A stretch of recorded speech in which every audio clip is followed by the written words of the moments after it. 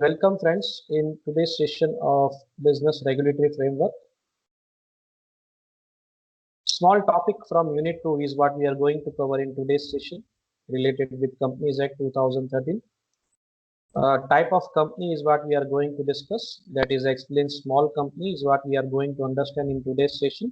So let us have an idea about the small company. What is small company? So let's have the definition of small company. The concept of small company has also been introduced for the first time in the Companies Act 2013. इसके साथ साथ एक और concept भी introduce किया गया है companies act 2013 में, वन पर्सन कंपनी, जो ऑलरेडी हम डिस्कस कर चुके हैं।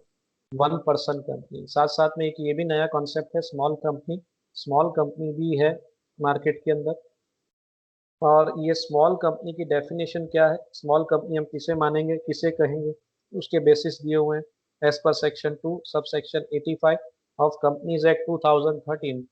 स्मॉल कंपनी किसे माना जाएगा देखते हैं, इसकी डेफिनेशन क्या है। Small company means a company other than a public company, यानी पब्लिक कंपनी का समावेश नहीं होता है। A company other than a public company, यानी स्मॉल कंपनी पब्लिक कंपनी नहीं। ये क्लियर हो गया डेफिनेशन से।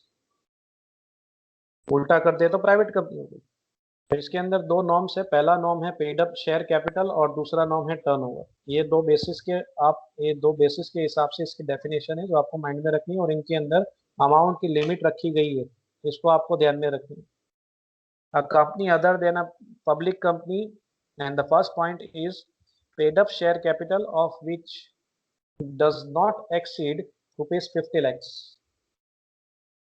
or such higher amount as may be prescribed by central government, which shall not be more than 5 crores। तो एक तो minimum limit रखी गई है समझ लीजिए, और एक मैक्सिमम लिमिट भी रखी गई है। पहली जो लिमिट रखी गई है ये नॉर्मल लिमिट है, कॉमन लिमिट है हर एक कंपनी की, लेकिन दूसरी जो लिमिट है ये लिमिट डिसाइड करेगी सेंट्रल गवर्नमेंट। सो पेड अप शेयर कैपिटल जिसका 50 लाख से ज्यादा नहीं होना चाहिए, उसे हम स्मॉल कंपनी कहेंगे।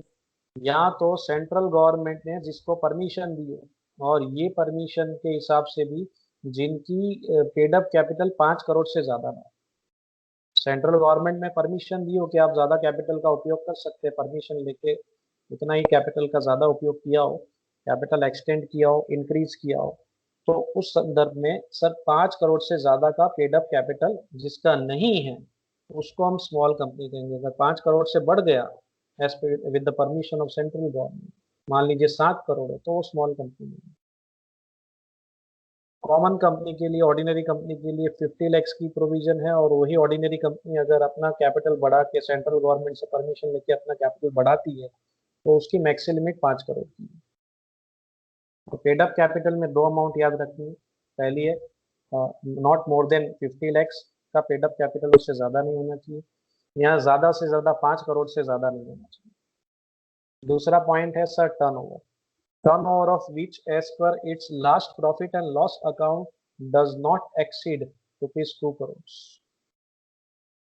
टर्नओवर की बात हो रही है, यानी सेल्स की बात हो रही है एक तरीके से। तो टर्नओवर जिसका प्रॉफिट एंड लॉस अकाउंट का जो स्टेटमेंट देखा जाता है, ये जो अकाउंट देखा जाता है, इस अकाउंट के बेसिस पे जिसका टर्नओवर 2 करोड़ से ज्यादा ना हो, या यहाँ पे भी हो सकता है सेंट्रल गवर्नमेंट से प्रिस्क्रिप्शन लिया हो, परमिशन ली हो एक तरीके से, और ये रकम की भी एक लिमिट एक्सटेंड की गई हो, और मैक्सिमम कितना टर्नओवर से ज़्यादा टर्नओवर नहीं होना चाहिए सर, 20 करोड़ से ज़्यादा टर्नओवर नहीं होना चाहिए। तो एक basis sir paid up capital का है, दूसरा बेसिस टर्नओवर का है।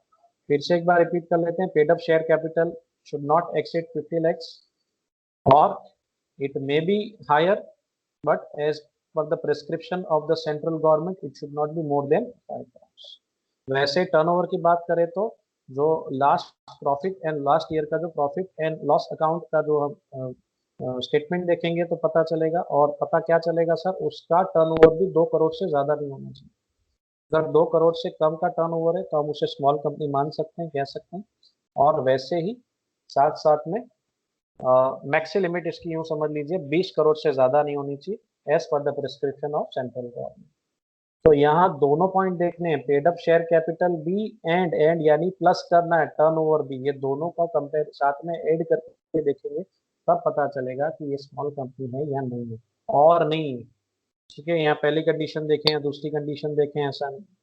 तो paid up capital plus turnover को इस तरीके से कंपेयर करके देखना होगा, क्या ये स्मॉल कंपनी है या नहीं है।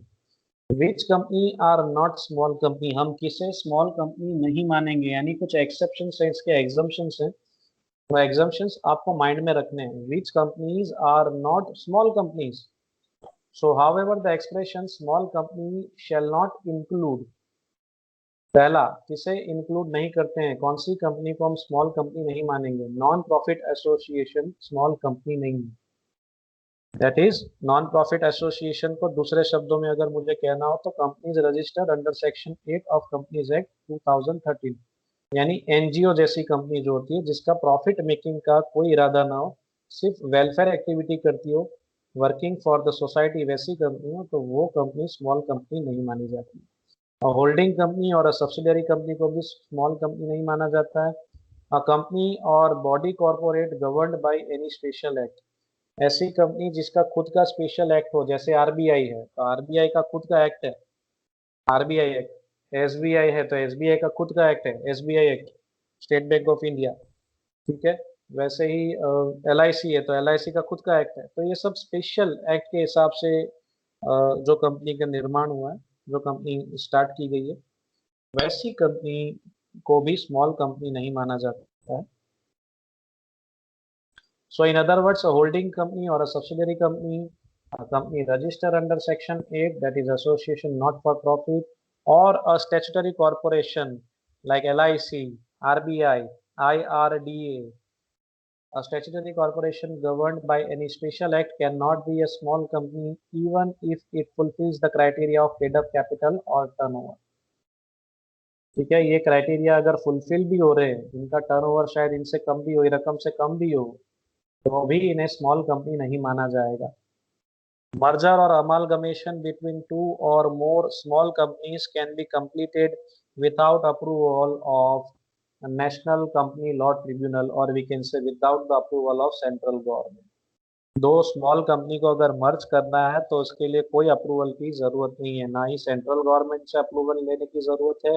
यहाँ सेंट्रल गवर्नमेंट के बिहाफ पे एक बॉडी है जिसका नाम है नेशनल कंपनी लॉ ट्रिब्यूनल, उससे भी परमिशन लेने की जरूरत नहीं है। Both small company and one person company, ये दोनों हम चर्चा कर चुके हैं। Both small company and one person company can not be formed for non economic objective, that is as for non profit association. इनका ऑब्जेक्टिव प्रॉफिट मेकिंग ही होगा, प्रॉफिट मेकिंग ऑब्जेक्टिव के बिना, यानी कह सकते हैं नॉन इकोनॉमिक ऑब्जेक्टिव या नॉन प्रॉफिट एसोसिएशन ही कभी नहीं हो सकती। इनका मेन ऑब्जेक्ट यही है, टू अर्न प्रॉफिट।